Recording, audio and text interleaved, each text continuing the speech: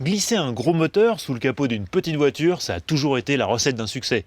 Alors quand Aston Martin a mis son énorme V12 sous le capot de la Vantage, ça a été un choc. A fortiori avec cette version-là, la V12 Vantage S, là on touche au sublime. 573 chevaux, dans moins de 4,40 m de long, ça promet d'être explosif.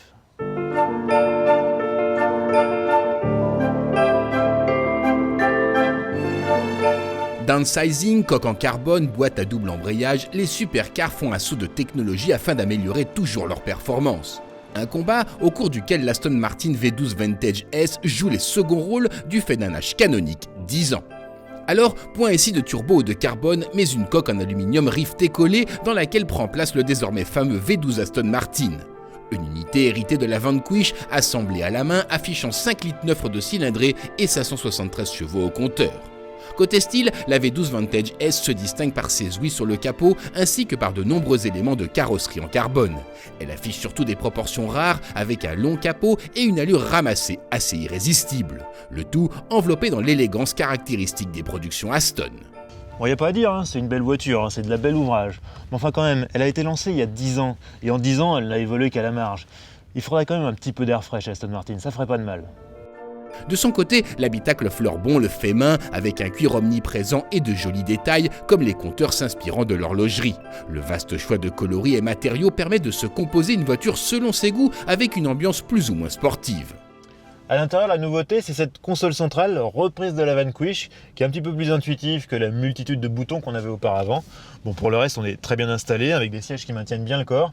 Par contre, la Vantage, c'est toujours une stricte de place. Plutôt une voiture de célibataire, donc.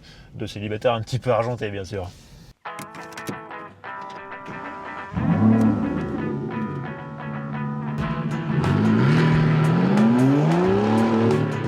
0 à 100 km/h en 3 secondes 9, vitesse maximum 328 km/h, la V12 Vantage S est l'Aston la plus rapide jamais produite.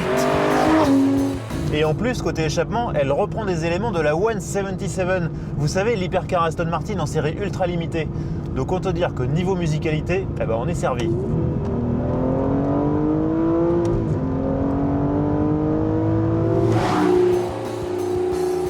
Pour autant, cette Aston reste une GT dans l'âme. Elle est assez facile à vivre au quotidien, notamment grâce à son gabarit très ramassé et à l'inépuisable souplesse du V12.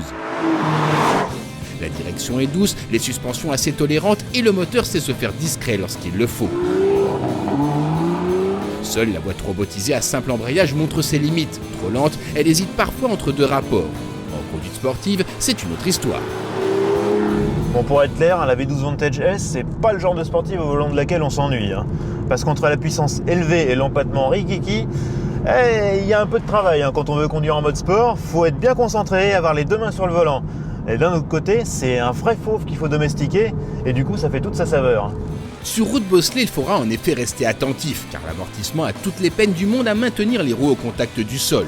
Heureusement, si la V12 Vantage S a un caractère affirmé, elle n'est pas piégeuse. Elle parvient en outre fort bien à gommer ses 1665 kg à vide grâce à une bonne répartition des masses, à un train avant incisif et à une direction assistée précise.